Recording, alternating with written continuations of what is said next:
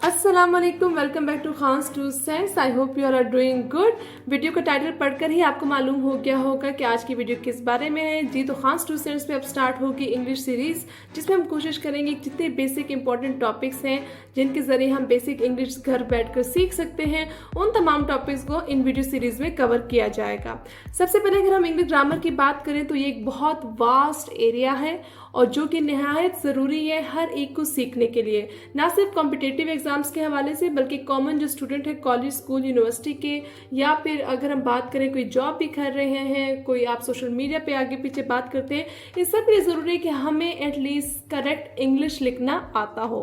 बोल तो सब लेते हैं और बोलने में हम बहुत सी मिस्टेक्स कमिट करते हैं, लेकिन उन मिस्टेक्स को इग्नोर किया जा सकता है, लेकिन राइटिंग में there should not be any mistake, otherwise वो जो चेकर है वो उसको डिटेक्ट कर लेता है। फॉर एग्जाम्पल अगर बोलते हुए मैं ये कह दूं कि I did not visited market, तो सुनने वाले को मेरी बात समझ आ गई और वो इसको इग्नोर भी कर देंगे कि कोई इतनी मिस्टेक नहीं है।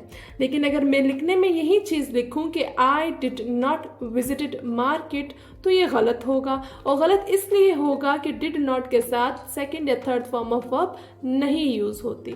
इवन ये पास्ट टेंस है, लेकिन अगर आप डिड नॉट लगा रहे हैं तो आपने सिर्फ और सिर्फ फर्स्ट फॉर्म का इस्तेमाल करना है। इसलिए अब इस जो हमारी सीरीज होगी इसमें हम वो तमाम इंपॉर्टेंट टॉपिक सीखेंगे जो कि कॉमन जो लर्नर है, जो सीखना चाहता है या सीखना चाहती है, कि वो इन वीडियोस को देख के अपनी इंग्लिश ग्रामर को इम्प्रूव कर सके। अगर इंग्लिश ग्रामर की बात की जाए तो इसके बेसिक्स जो है वो पार्ट्स ऑफ स्पीच से स्टार्ट होते हैं, नाउन, एडजेक्टिव, एडवर्ब, सब चीज़ों से। अगर आप चाहते हैं कि आपको ये चीज़ें भी कवर करवाई जाएं, let me know in the comments down below, तो इस पर मैं वीडियो बना दूंगी। लेकिन मेरे हवाले से जो मेरी कोशिश है उसमें यही है कि हमारे जो ज़्यादा इस्तेमाल होते हैं टॉपिक्स डेली लाइफ में, फॉर एग्जाम्पल जो टेंसेज हैं, पहले हम उनसे स्टार्ट कर लेते हैं। टेंसेज की अगर बात की जाए तो 3 ज़माने हैं, present, past and future. Present मौजूदा ज़माना, पास्ट गुजरा हुआ, फ्यूचर आने वाला ज़माना। अब फर्दर इन 3 ज़मानों में 4 टेंसेज हैं। In total there are 12 tenses which are divided into 3 like present, past, future, और इनमें फर्दर हर एक की 4 टाइप्स हैं। अब सुनने में तो ये बहुत आपको लंबी मुश्किल गंभीर कहानी लग रही होगी कि ये क्या 12 टेंसेज हैं, 3 हैं, फिर 4 से डिवाइडेड है। नहीं, आप 1 बाय 1 लेकर चले, आपके लिए सब आसान होगा। Simple tense, continuous tense, perfect tense, perfect continuous tense, ये मेन 4 हैं जो कि फर्दर प्रेजेंट, पास्ट, फ्यूचर में डिवाइडेड है। For example present simple tense, past simple tense, future simple tense, present continuous, past continuous and future continuous. इस तरह करते करते टेंसेज हैं। सबसे पहले हम आज स्टार्ट करेंगे विद प्रेजेंट इंडेफिनिट टेंस। ये वो टेंस है जो हमारी डेली लाइफ में या डेली जो राइटिंग्स हैं उनमें ये टेंस बहुत ज़्यादा यूज़ होता है, इसलिए हम सबसे स्टार्ट भी इसी को करेंगे, और बहुत से लोगों की मैंने मिस्टेक्स भी इसी टेंस में होते हुए देखी हैं। प्रेजेंट डेफिनेट टेंस की अगर उर्दू में बात की जाए तो ये वो जुमले होते हैं, जैसे कि अगर मैं बात करूँ, हम पाकिस्तान में रहते हैं, मैं अखबार पढ़ती हूँ, हम स्कूल जाते हैं, हम फजर की नमाज इतने बजे पढ़ते हैं। तो जो ये डेली लाइफ के जुमले हैं इनमें हम यूज़ करते हैं प्रेजेंट सिंपल या प्रेजेंट इंडेफिनिट टेंस। या अगर हम ये बात करें कि ज़मीन सूरज के गिर्द घूमती है, सूरज मशरिक में निकलता है, तो ये जितने जुमले हैं इनमें हमने कौन सा स्ट्रक्चर यूज़ करना है, प्रेजेंट इंडेफिनिट या प्रेजेंट सिंपल टेंस का। इन दोनों जुमलों का नाम एक ही है, indefinite tense is the same one as simple tense. अगर हम बात करें स्ट्रक्चर या फार्मूला की, इसका मोस्टली तो इंग्लिश में स्ट्रक्चर कहा जाता है, लेकिन हम जो उर्दू स्पीकर्स हैं हम इसको फार्मूला भी कहते हैं कि इस टेंस का फार्मूला क्या है। प्रेजेंट इंडेफिनिट टेंस तमाम टेंसेस के मुकाबले में थोड़ा सा ट्रिकी है, और इसको एक बार हमने सीख लिया तो हमारी बहुत सी मिस्टेक्स जो इंग्लिश ग्रामर की हैं वो ख़त्म हो जाएंगी।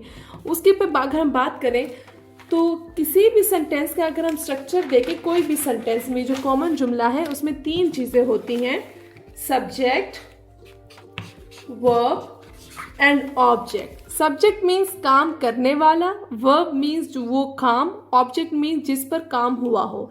आई read newspaper, I is subject क्योंकि ये काम आई कर रहा है। What am I doing, I am reading, जो रीड है वो वर्ब है। What am I reading, object, newspaper, so वो चीज़ ऑब्जेक्ट होगी। सब्जेक्ट इस काम करने वाला, वर्ब जो काम हुआ हो, ऑब्जेक्ट जिस पर वो काम किया गया हो। ये एक 3 चीज़ें हैं, सब्जेक्ट, वर्ब, ऑब्जेक्ट, जो हम सबको मालूम होनी चाहिए। अब अगर हम प्रेजेंट इंडेफिनिट टेंस की बात करें तो इसमें जो अगर सब्जेक्ट है, जो काम करने वाला है, उसकी 2 कैटेगरीज हैं।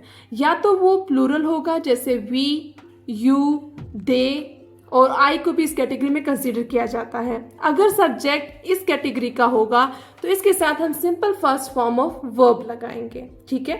अगर सब्जेक्ट सिंगुलर है, like he, she, Ali, Ayesha, कोई सिंगुलर नाम है, जैसे एक स्टार की बात करें, कैट की बात करें, एक चीज़ है, सिंगुलर सब्जेक्ट है, तब हम फर्स्ट फॉर्म ऑफ वर्ब के साथ एस और ईएस लगाएंगे। अगर मैं दोबारा इसको एक्सप्लेन करूं आसान अल्फाज में, अगर सब्जेक्ट प्लूरल है, प्लूरल से मुराद वी, प्लूरल से मुराद जैसे कि वी, यू, दे या आई भी इसी कैटेगरी में इंक्लूड होगा।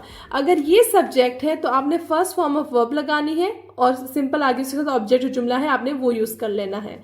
लेकिन अगर आपके जुमले के काम करने वाली जो चीज, जो सब्जेक्ट है, वो सिंगुलर है, सिंगुलर से मानी से मुराद एक है, जैसा कि he, she, cat, dog, Ali, Ayesha, star, means जो एक चीज है, सिंगुलर चीज है, तब अगर अब वो काम करने वाला एक है तो फर्स्ट फॉर्म ऑफ वर्ब के साथ हम एस और ईएस लगाएंगे। मैं आपको एग्जांपल के साथ समझा दूं। फॉर एग्जांपल, अगर हम बात करते हैं कि वी प्ले और दूसरी तरफ हम कहते हैं शी प्ले, ये तो तय है कि प्रेजेंट इंडेफिनिट टेंस में हमेशा फर्स्ट फॉर्म ऑफ वर्ब ही इस्तेमाल होगी। लेकिन अब सब्जेक्ट पर मुनहसिर है कि सब्जेक्ट सिंगुलर है कि प्लूरल है। वी इज प्लूरल तो हम simple first form of verb ही लगाएंगे। शी की अगर बात करें, शी इज सिंगुलर, वन, तो जब ये वन है इसलिए हम वर्ब के साथ क्या लगाएंगे, एस। शी प्लेज, अब अगर यहाँ पे हो ही, शी, कैट, अली, आयशा जो भी हैं तो हम फर्स्ट फॉर्म ऑफ वर्ब के साथ हमेशा एस ही लगाएंगे। दूसरी साइड पे अगर वी, यू, दे, तो हम इसके साथ एस और यस नहीं लगाएंगे। और इस कैटेगरी में हम आई को भी काउंट करते हैं। अब आप कहेंगे कि आई सिंगुलर है, लेकिन हम फिर भी इसको इसलिए काउंट करते हैं कि आई का थोड़ा स्पेशल केस है, इसलिए हम आई को प्लूरल की कैटेगरी में ही काउंट करेंगे। तो ये सिंपल सा डिफरेंस है जो बहुत से लोग मिस्टेक कमिट करते हैं कि फॉर एग्जांपल वो दे की बात करेंगे, दे गोज टू मॉस, या फिर अगर एक बंदे की बात करेंगे ही गो टू मॉस, तो ये सेंटेंसेस गलत हैं। आपने बस अब लिखते हुए ख्याल करना है कि जो काम करने वाला है चीज़ है या जो काम कर रहे हैं, जो एक्टर है, वो अगर सिंगुलर है तो बस आपने आगे फर्स्ट फॉर्म ऑफ वर्ब के साथ एस लगा देना है, और अगर वो प्लूरल है तो आपने एस नहीं लगाना। ये तो एक चीज हुई। दूसरी चीज हम बात करते हैं नेगेटिव जुमलों की। नेगेटिव मीन्स मनफी जुमले, ठीक है। वी प्ले, अब इसका नेगेटिव क्या होगा, आपके पास 2 ऑप्शंस हैं, या तो आप यूज करेंगे डू नॉट या आप यूज करेंगे डज नॉट। अब इसका भी फर्क इजी है कि अगर आपका सब्जेक्ट प्लूरल है तो इसका नेगेटिव बनाते हुए आप यूज करेंगे do not, we do not play. अगर आपका सब्जेक्ट सिंगुलर है तो नेगेटिव बनाते वक्त आप यूज करेंगे does not, she does not play. लेकिन यहाँ पर एक चीज की मिस्टेक आपने कभी नहीं करनी कि अगर आपने जुमले में डज नॉट लगा लिया है तो इसके बाद आपका जो वर्ब के साथ एस है वो खत्म हो जाएगा, या सिंपल अल्फाज में वो एस यहाँ पर शिफ्ट हो चुका है। अब आप वर्ब के साथ एस नहीं लगाएंगे। अगर कोई कहता है कि MNA pays for this particular project, MNA does not pays for this project. Now this is wrong. जब आपने एक बार does not लगा दिया तो फर्स्ट फॉर्म ऑफ वर्ब से s और es हट जाएगा। she plays, she does not play, ठीक है। इसी तरह क्वेश्चन बनाते वक्त बस आपने do को बिगनिंग में ले आना है और एंड पे क्वेश्चन मार्क का इस्तेमाल करना है।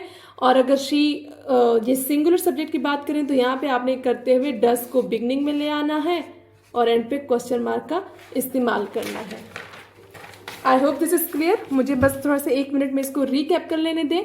अगर आपके जुमले का सब्जेक्ट प्लूरल है, प्लूरल मीन्स ज्यादा है, जैसे वी, यू, दे या स्पेशल केस अगर आई को कंसीडर करें तो आपने बस simple first form of verb का इस्तेमाल करना है। फॉर एग्जाम्पल, अगर आप न्यूज़पेपर को पढ़ें या आप कोई भी अपनी कोर्स बुक उठा लें, उसमें भी बहुत से जुमले होंगे जो प्रेजेंट इंडेफिनिट टेंस के होंगे, जैसे शॉपकीपर्स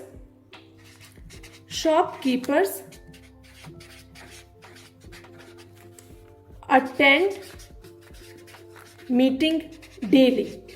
अब अगर हम शॉपकीपर्स की बात करें तो ये ज्यादा हैं, शॉपकीपर्स ज्यादा हैं, बस आपने सिर्फ फर्स्ट फॉर्म ऑफ वर्ब लगाना है। अगर हम इसके नेगेटिव बनाएंगे कि वो रोज मीटिंग अटेंड नहीं करते, तो बस आपने यहाँ पे लिख देना है do not. Shopkeepers do not attend meeting daily, बात खत्म। अब अगर हम बात करें कि शॉपकीपर एक है, शॉपकीपर या शॉपकीपर का नाम है कोई, अली, आयशा कोई नाम है, अगर ये एक है shopkeeper, he, she, Ali, Ayesha, it is singular, बस आपने फर्स्ट फॉर्म ऑफ वर्ब के साथ एस लगा देना है। फॉर एग्जाम्पल, आप इसे याद करें कि अगर सब्जेक्ट सिंगुलर है तो सिंगुलर के एस की वजह से आपने वर्ब के साथ भी एस लगाना है। Subject is singular, so we will use S with the first form of verb. Shopkeeper attends meeting.